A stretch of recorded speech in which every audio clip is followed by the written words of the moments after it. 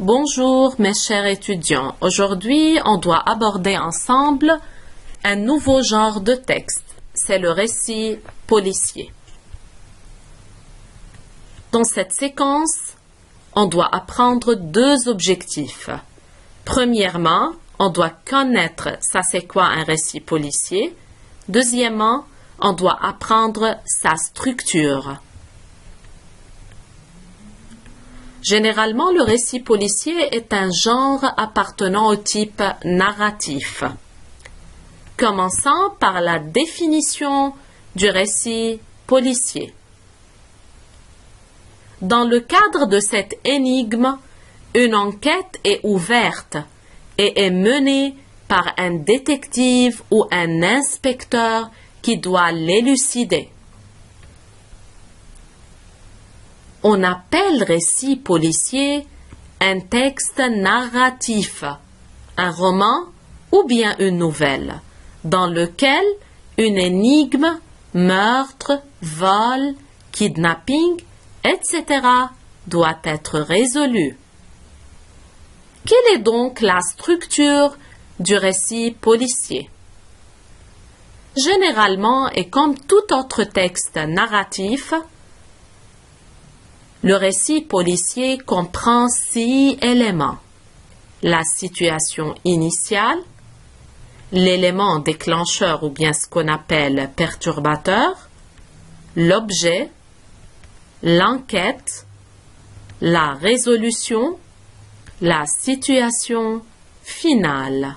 Donc, un récit policier comprend une situation initiale, un élément déclencheur, un objet, une enquête, une résolution et une situation finale. Maintenant, on doit commencer à aborder chaque élément à part. La situation initiale. Dans la plupart des cas, les récits policiers commencent par la scène du crime. Dès lors, cette section ressemble beaucoup à n'importe quelle situation initiale, c'est-à-dire qu'elle répond aux questions qui, quoi, quand, où, c'est-à-dire ce sont les questions de la situation d'énonciation. Toutefois, certaines questions peuvent rester en suspens, le nom du criminel et le mobile du crime, par exemple.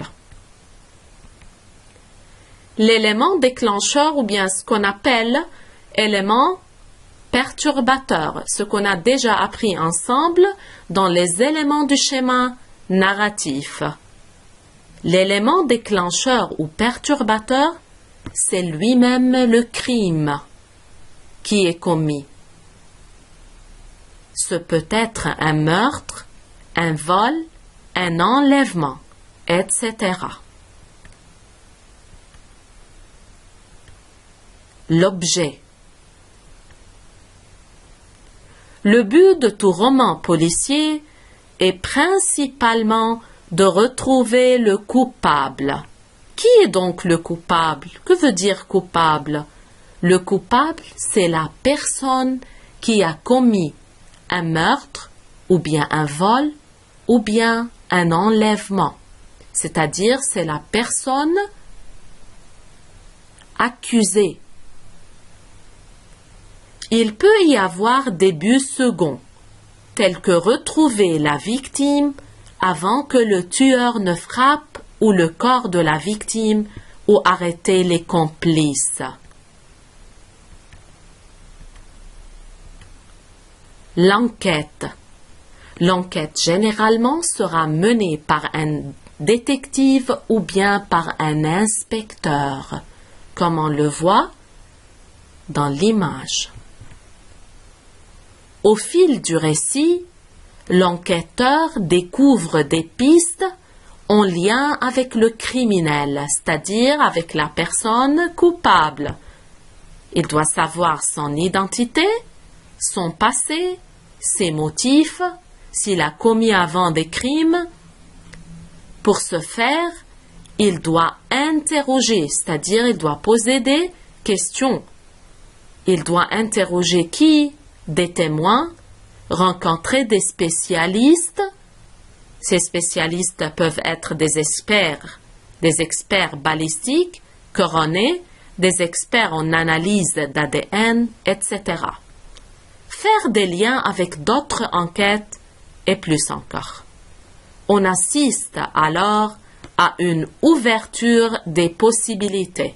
Plusieurs pistes et solutions sont possibles. Ici, l'enquêteur doit mettre plusieurs suppositions pour arriver enfin à résoudre le problème et à identifier le coupable. Pendant l'enquête, le criminel peut récidiver, ce qui permettra à l'enquêteur de trouver d'autres preuves et de faire avancer son investigation. Plus l'enquêteur trouvera de preuves, plus cela lui permettra d'éliminer les fausses pistes et plus il se rapprochera de son but. La résolution ou bien ce qu'on appelle le climax. Un climax est l'apogée, le point culminant de l'enquête où le suspense est presque intenable. Toutes les pistes qui s'étaient ouvertes plus tôt dans le récit se referment. L'enquêteur et le lecteur découvrent qui est le criminel et doit l'arrêter. C'est à cette étape que l'enquête réussit ou échoue. Et finalement, on a la situation finale. La situation finale correspond généralement à la fin de l'enquête. Parfois, on assiste aussi au début du procès du criminel, à son jugement ou à sa mise en détention. Peut-être le coupable doit être emprisonné, peut-être il sera tué, peut-être il sera étranglé, on ne sait pas donc quelle punition il doit ou bien quel châtiment il doit subir.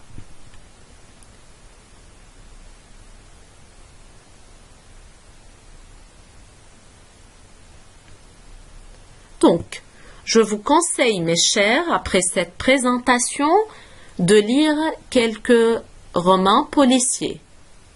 On a premièrement les enquêtes de la main noire, deuxièmement on a les chasseurs d'esprits et troisièmement on a comme un gars. Ce sont des récits policiers qui peuvent vous servir à identifier ou bien à apprendre quelles sont généralement les circonstances, les actions, les événements qui se déroulent, donc les personnages, le travail du détective concernant ce genre policier. À la fin de cette séquence, je vous laisse, mes chers étudiants, cette fiche amusante pour évaluer votre compréhension pour cette petite présentation du récit policier avant d'aborder en détail. Donc, tout en vous espérant une bonne protection contre tout mal. Merci pour votre attention. Au revoir, mes chers.